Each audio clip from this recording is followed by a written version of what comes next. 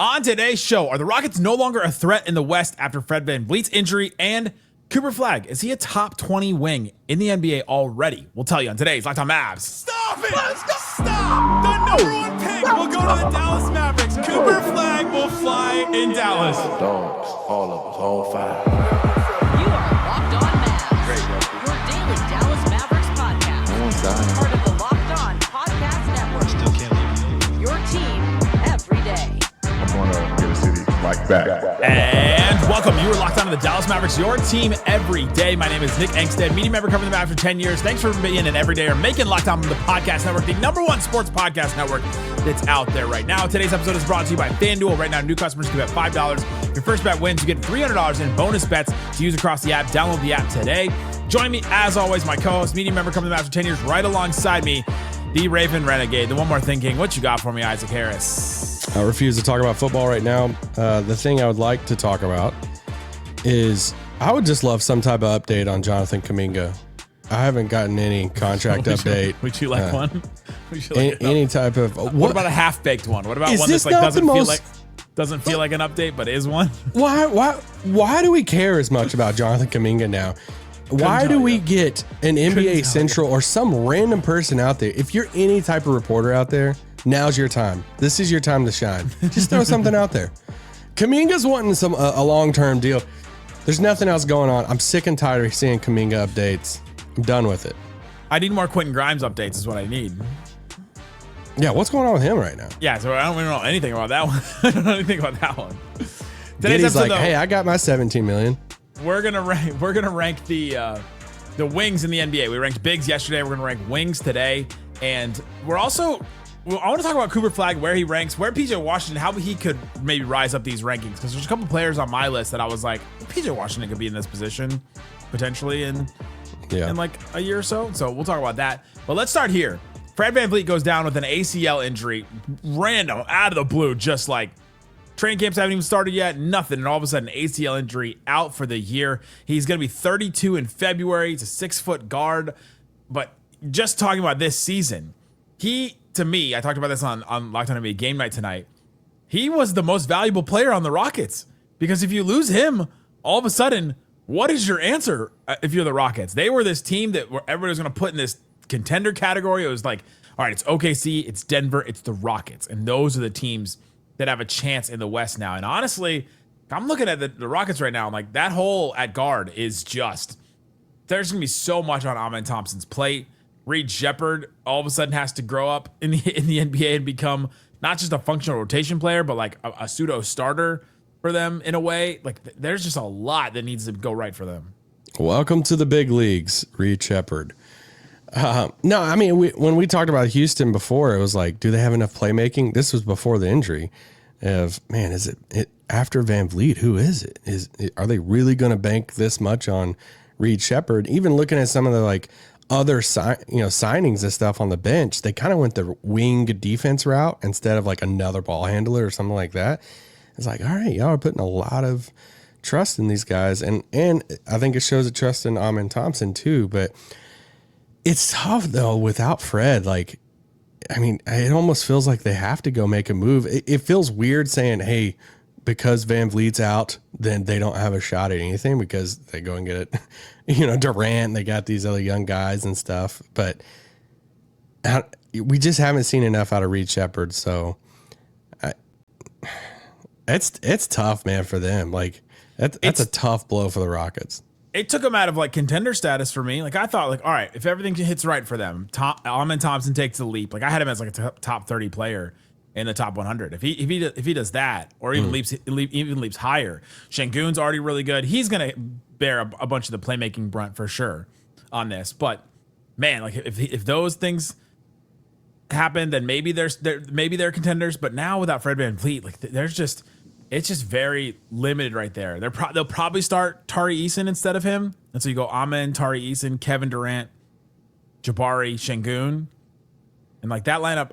That lineup's crazy good defense on the perimeter. Nico would love that. The Terror Twins with Amen Thompson and with Tari Eason. But what kind of creation? It's Kevin Durant, it's Şengün, it's Amen Thompson doing some things, Jabari making some jumpers, Tari doing cutting and doing random things. I don't know. It's just it to me it took the teeth out of the Rockets for me, and I think it kind of put them like the Mavs and the Rockets to me are like on the same level now. Like I don't think that you can debate that. Yeah, and they're not a roster for like a gap year either. This isn't something that when you go make a move like a Kevin Durant, when you bring back Steven Adams and Clint Capella and some of these guys, it's like you really can't look at a Kevin Durant and be like, or look at that move and say, you know what? All right, we're just going to grow our young guys. And then we're going to, no, you're all in. Like you have Ime, like you're all in on making a push for the finals this year. So that's why I'm saying, man, it wouldn't shock me one bit if it's something, we see something over the next week or so. And it's like reluctantly they're shopping Tari Eason for a point guard and stuff out there. Cause they kind of got to go for it. And they can't sign anybody. They can get a hardship exception, right? But they can't use it because they're up against the first apron. They only have like 1.1 million in space or something like that. So they can't even sign like a vet minimum to that deal. So they can't sign anybody. It has to be a trade if they want to make something happen. I just don't know what trade is out there. Like, I mean, we went through all the guards the whole offseason. We were talking about what guards the Mavs could get, what playmaking guards they could get to replace Kyrie. Kobe White. I mean, go for it, guys. Like go for it, Rockets. But to your point, though, I mean, when you look at the hierarchy in the West, like OKC is still number one. They're at the top for sure. Kind of in a tier of their own. But when you look at after OKC, and it's like you look at that next tier, like you can't convince me that like if Dallas is rolling out their like healthier guys that they're that far behind. Some of that like next tier, like you look at Denver and stuff there, then I think it clearly puts Denver over Houston, which I think a lot of people had Denver over Houston anyway. Yeah. I was more in the camp of Houston over Denver, but not now. So yeah, I'm fascinated by is their offense going to look clunky? Is it going to be weird? Is Reed Shepherd ready? Like if Reed Shepherd looks like he did last year, there's no way. Jackson Gatlin's going to have a long season. Jackson Gatlin went so far as to say he did not have any impact as an NBA player last year. Reed Shepherd, I thought you were about to say this injury has zero impact on him. Oh no, that'd be funny. Like wow, what a zag. Yeah. Okay, so the tiers in the West: Thunder number one by themselves. Nuggets.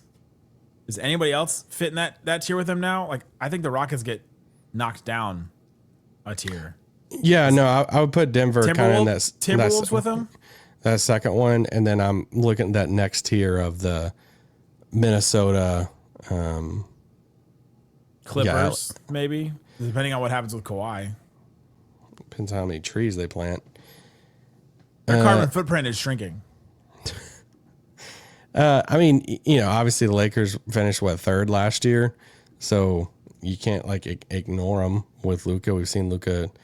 Win a ton of games stuff. So yeah, I mean, I think when you look at that next tier, this is as sucky as it says, as it is to say, but like as a fan of a team like a Minnesota or a Dallas or a Lakers or whoever it is, like you look at this and you're like, all right, that's a huge blow to a team that was probably above us in the standings.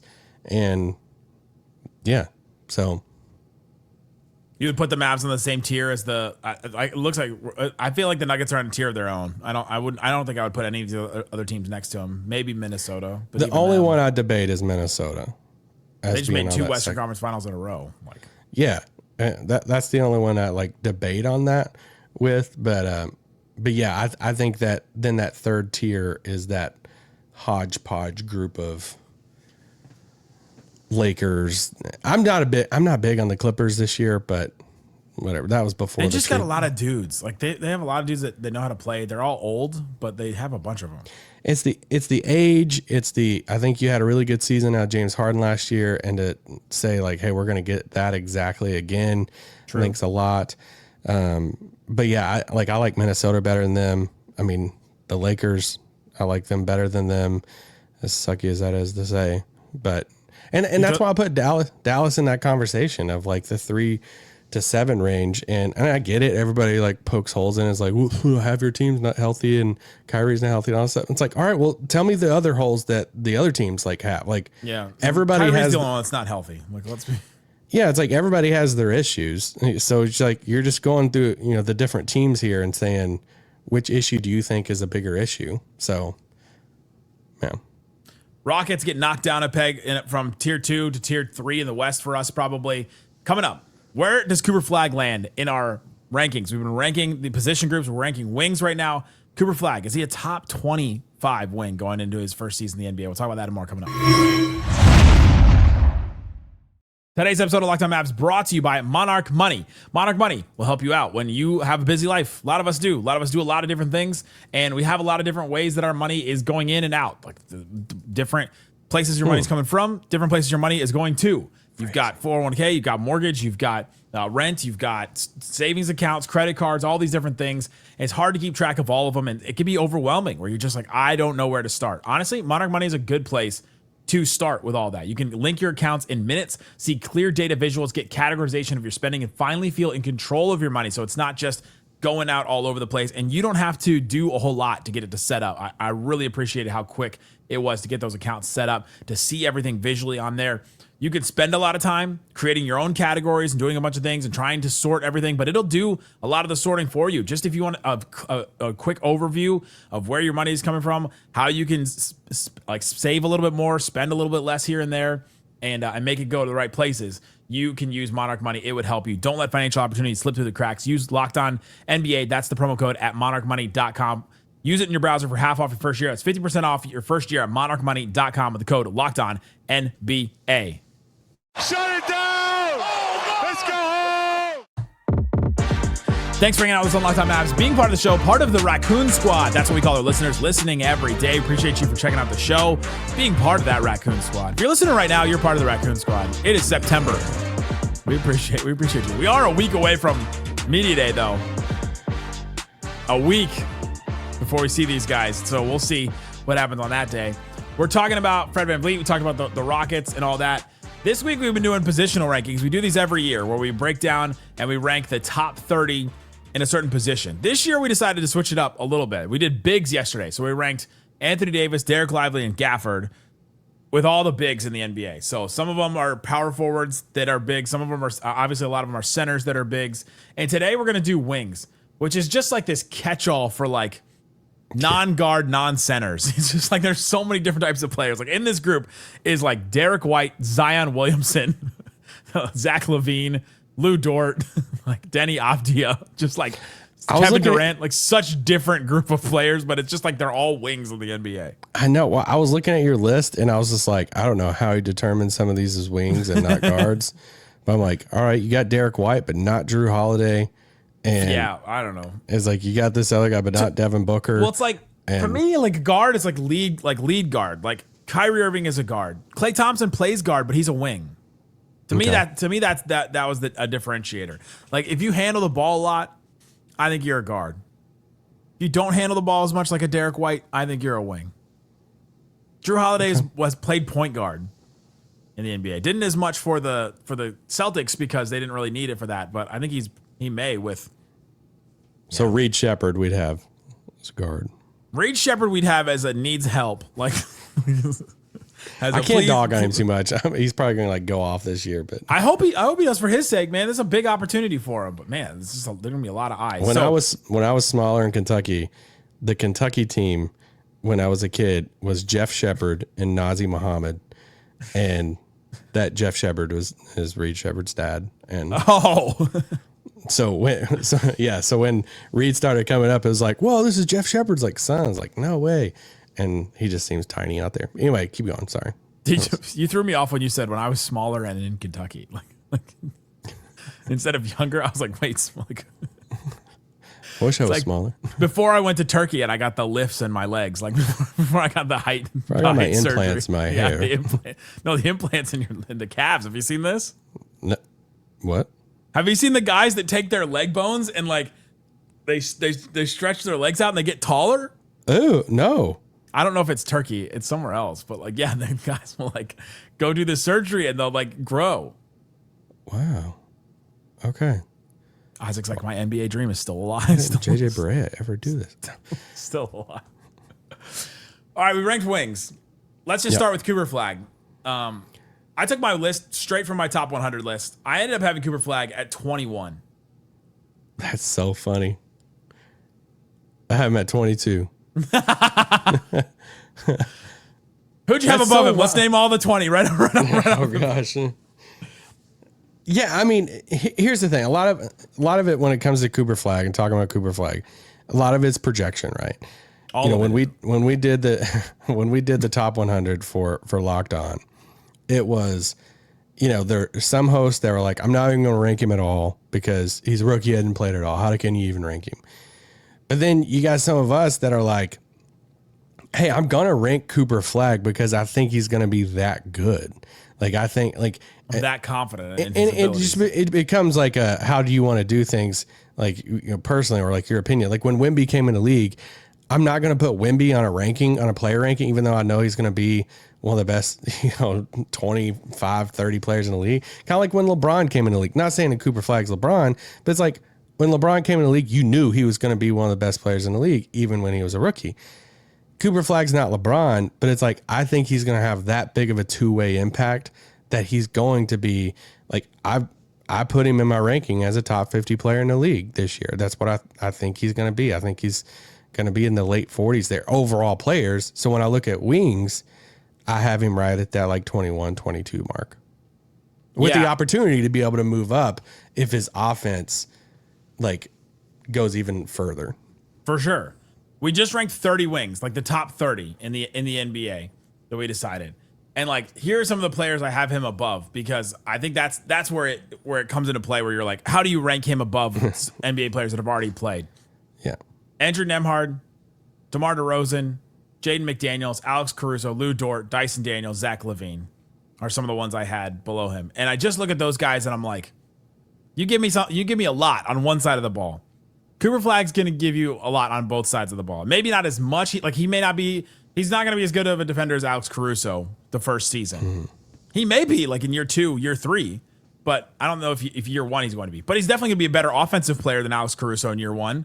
Feel real confident about that. He's definitely going to be a better defensive player than Zach LaVine's going to be. And so, like, give me two-way. And this is exactly what we talked about with Anthony Davis yesterday, where it's like the two-way supremacy is back for us now, because these are the type of players the Mavericks have that are leading their team, is these two-way guys, Anthony Davis, Cooper Flagg, and we're like, I just think that two-way impact is more important than giving me something elite on one end and then not a lot on the other. Well, I mean, we talk about these rankings. We have fun with these rankings every year because people just love to debate rankings. But, it's difficult because a lot of these guys are just different paths. We kind of talked about it with bigs. There's like the rim rolling bigs, there's the stretch fives, and there's just different types of bigs. Same thing with wings. Like Derek White is a different type of wing than a Cooper Flagg. OG Anunoby is a different type of wing than an Andrew Nembhard. Like, these are two different, like, Nembhard handles the ball a lot more, runs the offense in different times and stuff. So when I look at Cooper Flagg and I have him in this like 21, 22 mark, I look at a couple of the players around him that I think is similar to him. And I look at like a Jaden McDaniels and an OG Anunoby. Do you think that Cooper Flagg can be OG Anunoby in year 1? And I think there's a path he can be. Do I think that what Jaden McDaniels brings Minnesota on both sides of the ball, do I think that Cooper Flagg can bring that year 1? I think there's a very real path he can do that. I think he might even be able to do a little bit more on the offensive side than Jaden McDaniels. Jaden McDaniels might be a little bit better of a point of attack defender against some of the smaller guards than Cooper is. A lot longer as a player, but... Yeah, so it's just like, those are the type of players. I look at a guy like I have Cooper Flagg over Brandon Ingram. And it's at first I feel like a lot of Mavs fans are like, yeah, for sure. Brandon Ingram's is a bucket getter. All right. And the Raptors guys, him and Barnes, I had to really go back when I started making this list. I'm like, all right, am I just really dismissing the Raptors guys? Because I got to remember how good Scotty Barnes can be. And Brandon Ingram just got his contract. I'm not the biggest fan of his game, but he's a better scorer and offensive player than Cooper Flagg is right now. Would I take Cooper Flagg's defense? Yes, I would. So I just think he's right around that range. And I think there's a realistic path in year 1 that Cooper Flagg can have the impact that an OG or a Jaden McDaniels can have. There were only 5 teams, 6 teams, 7 teams with 5 players in the top 100. Thunder had 6. Kaysen Wallace didn't make it. He would have been 7. I had him in mind. Cleveland had 5. The Knicks had 5. Minnesota had 5. Boston had 5. We had Jason Tatum in there. The Hawks had 5. And the last one that had 5 floored me. The Hawks had 5? The Hawks had 5. Why? The Hawks had, who was it? It was Trae Young, Dyson Daniels, Porzingis, Jalen Johnson, and I'm missing one. Risa Shea? No, there's one more. Alexander Walker? Yeah, Nickeil Alexander-Walker. The Raptors had 5 Oh, come on. in the Stop. top 100. But they do. No, they don't. You just talked about Brandon Ingram, Scotty Barnes. They had Keep going. RJ Barrett's not a top 100 they player. had RJ Barrett No. in there. They had Jakob Poeltl. Stretching it. Who's the 5th?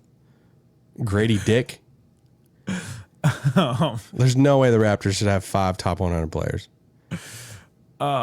They did though, which is hilarious. Dang. Like Baji? Emmanuel Quickly was the last. Oh, stop. Come on. All right.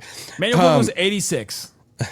RJ Barrett was 95. Jakob Poeltl was 93. These guys barely made it, but they still did. PJ Washington should be over Emmanuel Quickly. Coming up, how does PJ Washington rise up this list? Get into the top 100. We'll talk I about want to talk that. about how Cooper Flagg can rise up the list too, because I think he can move up the list. How both the Mavs wings can rise up the top 100.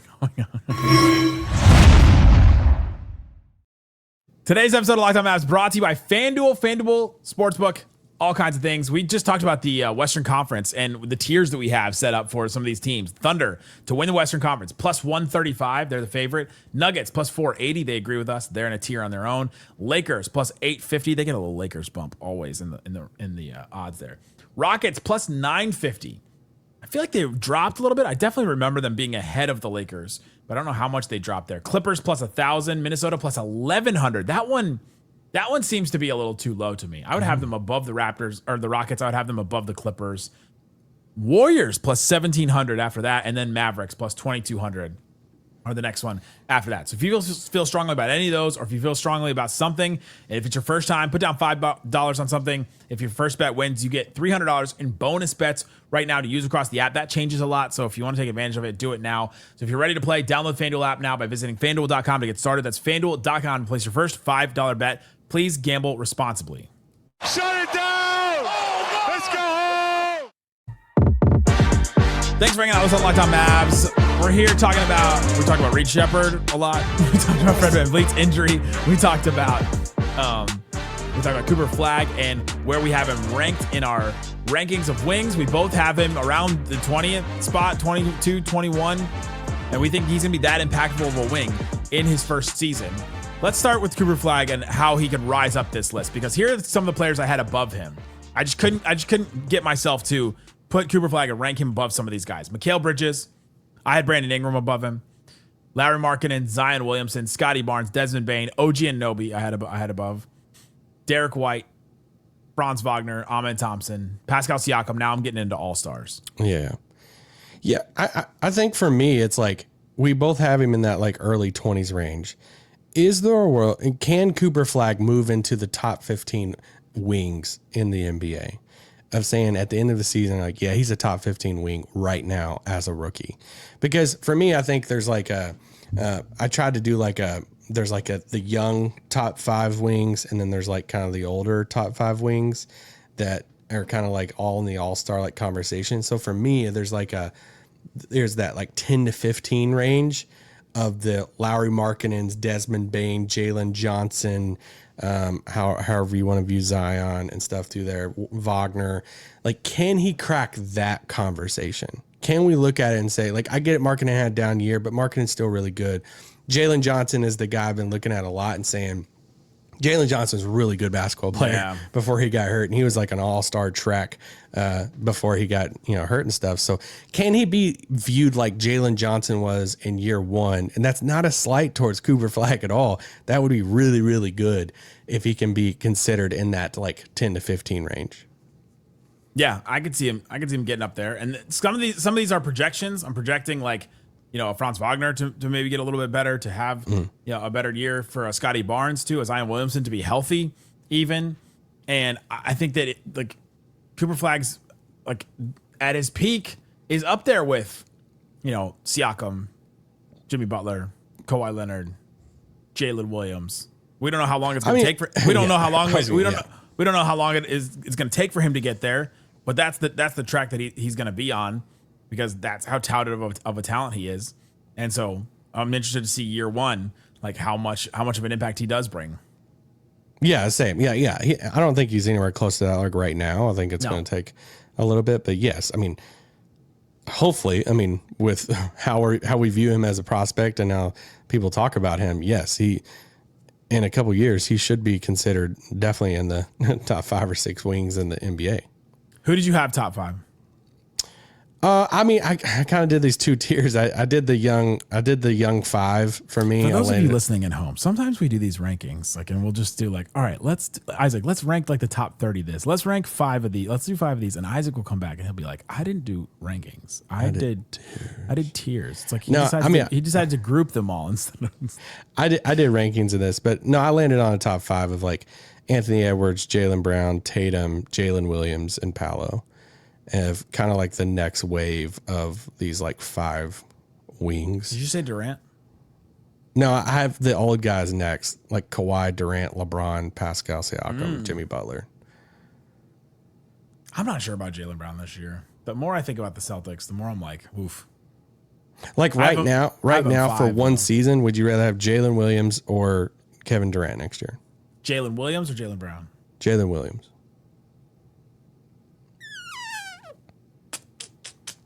Ooh. I feel like a lot of people would say Jalen Williams. A lot of people would say Kevin Durant. Yeah. He's still very good. Still very, very good. Transformational offensive player for your team. The defense side and all the stuff is still okay. I think Jalen Williams is a really, really good defender. So it's is KD's offense that much better than Jalen Williams for you to be like? Yes. KD is one of the few, you just give him the ball and he's gonna get a good shot every single time. Would you put him 1 over everybody? No, I had Tatum over him. I ranked Tatum. I had Tatum over him. I had Anthony Edwards over him, and then I had KD. Okay. I could hear that. The only 2 I was confident in for sure, was Ant and Tatum at the top. I'm not confident putting Kawhi Leonard. I have Kawhi Leonard 8th, and I'm not confident that he'll even be there. He could. He could sprout and really take root in this season, and that could really be something. Or he could just leave. He could just. I'm still calling Groot. He could just. I don't know. He could just be raked out of the season. He just gets up to the mic. He's like, "I am Groot." Just barking up the wrong tree, trying to bet on Kawhi Leonard. I didn't want to circumvent this list and change the way that we did rankings, but I still put Kawhi Leonard in it. I don't have it. You got any more? This story is so wild to me, and I'm still trying to figure out what Cuban's doing right now. No clue what he's really taking up for. Dude, so hard. I was like, your thumbs have to be hurting. It's tweeting Dirk is sitting at home. Dirk is reading some of these, and he's listening to the 3-hour show or whatever that he did with him, and he's like, yo, did we circumvent the cap? He's just is he defending this because we've got stuff that we're hiding? Mark's kids are like, Dad, did you tweet again? Did you? I don't understand anything you were tweeting. So yeah, that's. I just imagine his kids every time that they walk out of their bedroom in the morning, that there's just another podcast recording an interview with him in their living room. Dad, Pablo dropped another one. Theo Vaughn's here. He's PJ, did you have a conversation with yourself on where if you put PJ on this list? I had one for the top 100 for sure, but I had a bunch of players. I had him in my top 100. I had a bunch of players in my top 100 not make this list. I had 12, I think, actually. I'm still thinking about Emmanuel Quickly making the top 100. Him and RJ Barrett. It's the funniest thing to me. Emmanuel Quickly is 86. Not and Case and Wallace didn't make this list? Yeah. I had Case and Wallace in the 80s. Who when was the last time we seen Emmanuel Quickly play basketball? To be fair, 80 to 90 was so hard. You're just like, I mean, it's just like preference. hard. It's like which players you've watched the most. You know, it's like, and I feel like all the Eastern Conference hosts were like, we've seen this guy. But yeah, I mean, I didn't have Cam Johnson, Michael Porter Jr., Paul George, Josh Hart, Tumani Kamara, Herb Jones, Sar Thompson. In your top 30 or top 100? Didn't make my top 30. They were in my top 100. Aaron I didn't know Nesmith, what to do with Tari Michael. Eason. And like PJ could be in that group. So he could make the top 100. I'm not sure. The more I look at Andrew Nembhard at 30 on my top 30 wings, I think he's going to be a guard this year. Yeah, I thought he was a guard. But I mean, like, I have okay. him. I love him. I have him as a top 20. Remove him and I'll put Cam Johnson there instead. Okay. But like, okay, so then is PJ breaking into the Cam Johnson, Denny Avdia, DeMar DeRozan, Trey Murphy, Jaden McDaniels Yeah. bottom of the... Yeah. I think so. I don't know. You're getting elite play on one end of the ball from some of these guys. Here's my thing. I think PJ, yeah, I think it could be weird to where PJ, like if PJ's coming off the bench and not logging as many minutes and stuff this year, then no, obviously. But like when you go back to last year and some of the stretches last year, I was viewing him on the same level as like a Cam Johnson before the injury and some of that. But some of the, when you start talking about wings, it's also like, well, what do you value? Like a Michael Porter Jr. versus Josh Hart. Totally two different guys, So two different type of players. What do you value more in a list Very like this? different politics.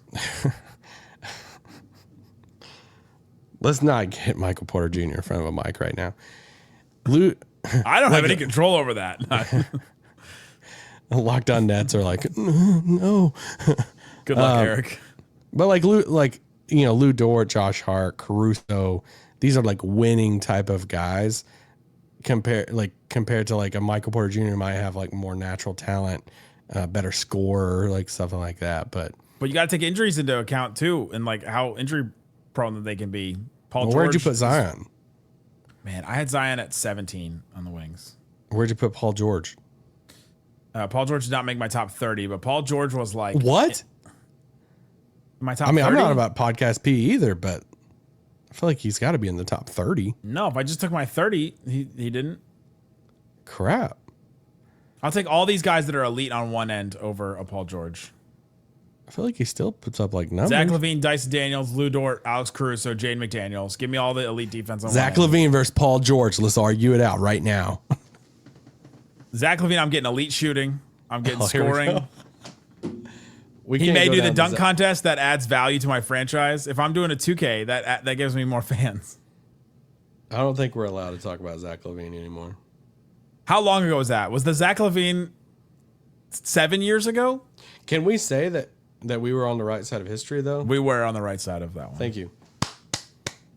7 years ago, we said that we wouldn't want Zach LaVine to be the running mate next to Luka Doncic, and we got flamed on Twitter. People were clipping crap for and months and months and months. quotes and everything. Well, I posted a clip of us saying that, and you Yeah, good hated job, it. Nick. And you didn't like it because people just started running with it, and I swear, and then they it's like did exactly what you were afraid of them doing. every single time I opened my app, it was just It was like, Zach LaVine. These guys, beggars can't be choosers kind of deal. Because it was before Jalen Brunson had like developed. It was obviously before Kyrie. Was it even before Porzingis? I want to say it was before Porzingis, but I could be wrong. And we're like, he's just not the ideal player next to Luka. And that's literally all we said. I didn't like him as a winning type of basketball player. And he hasn't been. I mean, he hasn't made the playoffs, has he? Shout out Minnesota to the Levine one Hive. year. Where are y'all at? Anything else? So glad we got that off our chest like 7 I'm still years mad later. about football, all right? I'm just like, what else am I pissed off about right now? I'm mad about football too. Yeah. My quarterback only has 9 toes. Jake Browning, baby. Ugh. Cowboys. Cowboys are, whoa. We them boys. We all them boys right now. This is tough. Guys, thanks for hanging out with us on Locked On Mavs. We'll be back tomorrow. We're ranking the guards. We'll probably have some of these guys we ranked as wings as guards. We'll break down all those. And we'll have slightly on later in the week. Thanks so much for hanging out with us on Locked On Mavs. Peace out. Boom! Why shouldn't you be fired?